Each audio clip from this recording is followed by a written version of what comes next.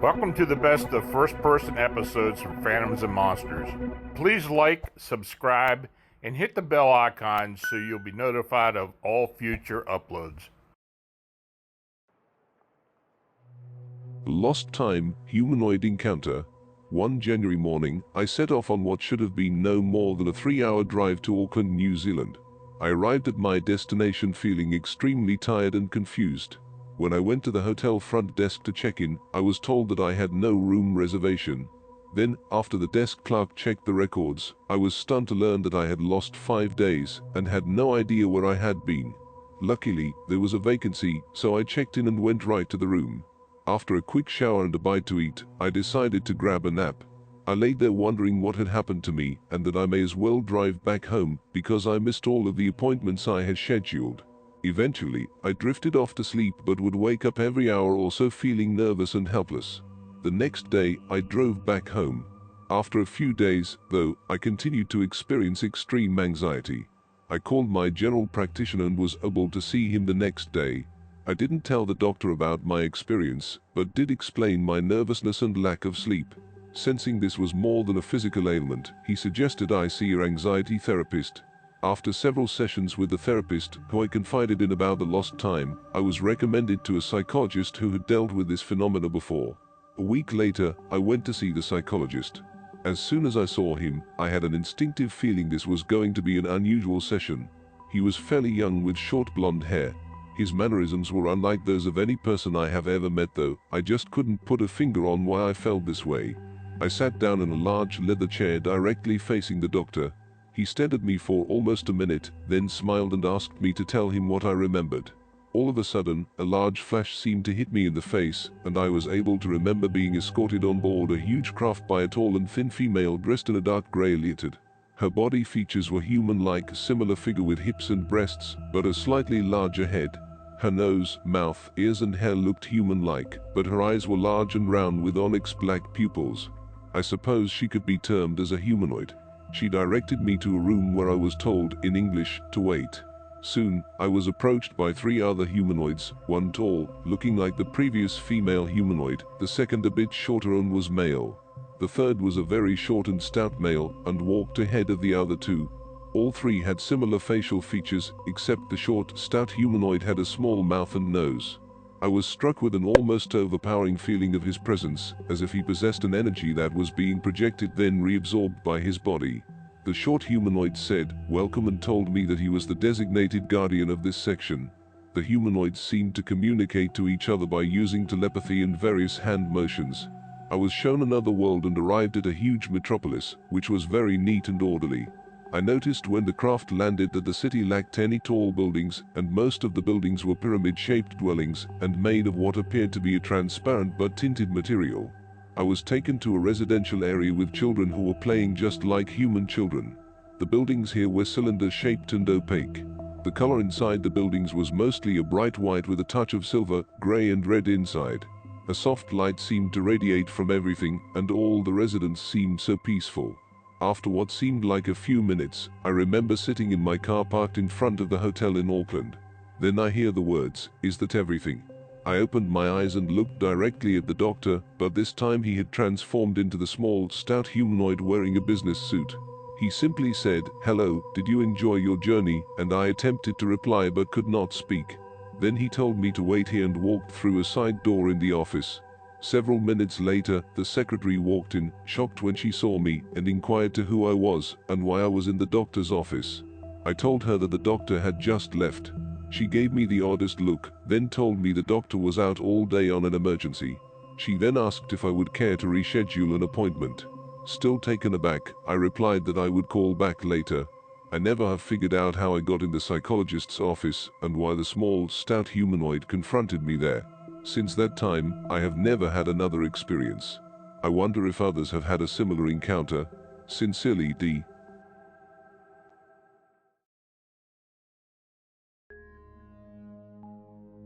Tall hunchbacked beings.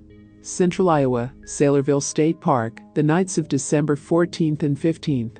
So, I was with 2 friends, and we had a strange encounter with multiple humanoids that we saw in the woods from our car at night. We were really freaked out and were barely talking. The only reason we were there was we had an encounter the previous night with what we thought were multiple humans watching us for multiple hours and communicating with each other by tapping on trees and some code and making noises not dissimilar to squeaks.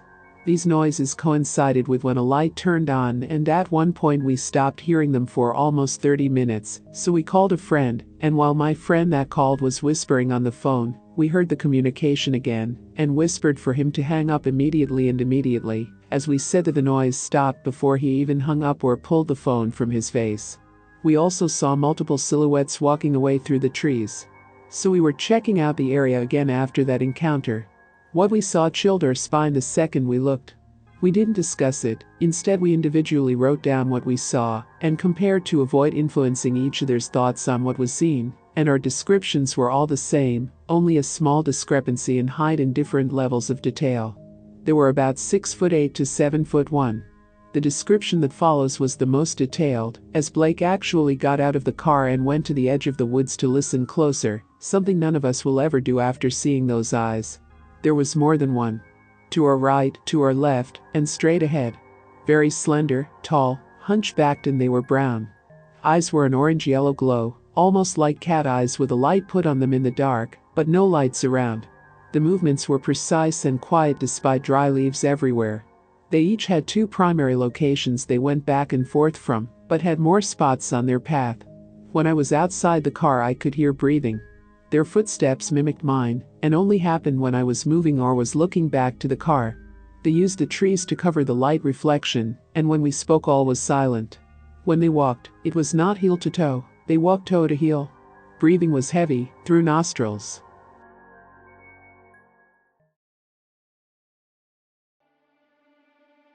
Crouching humanoid in Illinois woods. I live in Illinois, Fulton County, Illinois near Pekin. This is alleged sighting I had October 25th. We were walking through a trail in the woods at 10 at night. While walking through we heard a weird screeching sound. Almost like a tree squeaking, which is what we thought it was because we were in the woods, but it was everywhere we went in the woods it was squeaking. But then we left and came back into the woods on the same trail, but it was there on the side of the trail crouched down facing us staring at us. It wasn't making the noise that we heard earlier though. I think it was about 5 feet tall, but that's a prediction. Crouched down it was probably around 3.5 feet tall. It was gray. My two friends thought it didn't have fur. I thought it had really short fur. The arms were very human-like and I saw the hands were 5-fingered hands, but the legs looked like frog legs. I couldn't see the feet, but just the shape and direction the legs were going reminded me of a frog.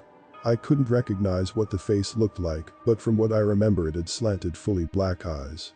The head wasn't very large compared to the body. It was around the same body proportions as a human. But the head shape was different than a human head shape. The head shape was more square-like with one point on each side of the head. Couldn't tell if they were ears or something else.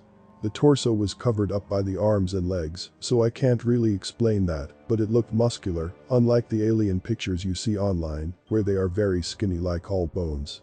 Its arms were very defined and a little muscular.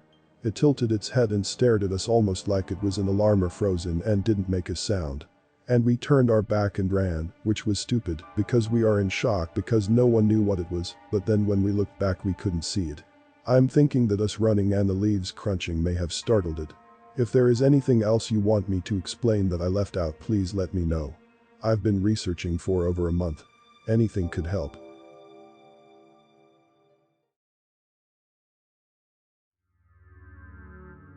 UFO humanoid encounter near Coleman, Texas. I work as a hazardous material transport driver in the oilfield in north-central Texas. I have been following the mystery light story around the area. I have been seeing these lights as well. I had 3 sightings in an 8-day period in 2010. I was asked by MUFON to capture these images on camera. On the night of March 2nd, 2011, I got way more than I bargained for. While at work around 9 p.m. 10 miles northeast of Coleman, Texas, I was observing strange lights above the tree line near me. I took several pictures. Then the lights began to move straight at me. They were large, silent, and unnervingly close. The shape of the craft could partially be seen now. It was 50 yards away and just hovering 50 feet above the ground and not making a sound. A large white light came on. I wanted to flee but was paralyzed with fear. I managed to get a shot with the camera. There was a humanoid figure staring out of the opening. Definitely not human. I could see it from the waist area upward. I thought I would be abducted. To my relief, it began moving away slowly. The large white light went out, and soon the lights disappeared. Some lights were moving overhead around my location. 20 minutes later, a huge craft came in directly over my head. Massive in size, it blocked out much of the night sky overhead. It was probably the most amazing sight any human has ever seen. I pulled out the camera and had to wait for it to pass to get a shot. It was so large I could only get a piece of it in frame. It was moving so fast I was afraid I would miss the shot completely. It circled and went out as fast as it came in. MUFON asked me to return to the site and inquired as to the location, direction and angle of the photos. They told me the stars in the background had been verified for that time and location. I am amazed that this hasn't made the news. I believe these things came in so fast they were amazed that intelligent life existed here as I was at them for being here. The large ship seemed more like a floating factory built on a piece of meteor than a dwelling complex. The small ship seemed like a scout ship. It appeared to have some stealth technology that was partially disabled when the craft opened the doorway or window. I have had a year to think about this sighting. I don't believe it matters so much as to whether I believe or you believe this. The fact remains that now they know we are here. Perhaps they always knew, or maybe they never knew. Maybe they have been here always or have never been here before. Like the first Native American to report seeing a wagon train. I am telling you what I saw. Have evidence of what I saw. My images are real images of something that we have always believed and been told doesn't exist. I believe we will see them again. RD.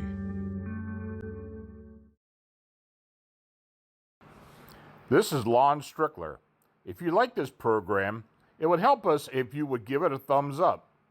Then subscribe and click the bell icon so you get notification when we upload new first-person encounters. We have many more to come very soon. And by the way, if you have a suggestion or an experience of your own, please leave a comment.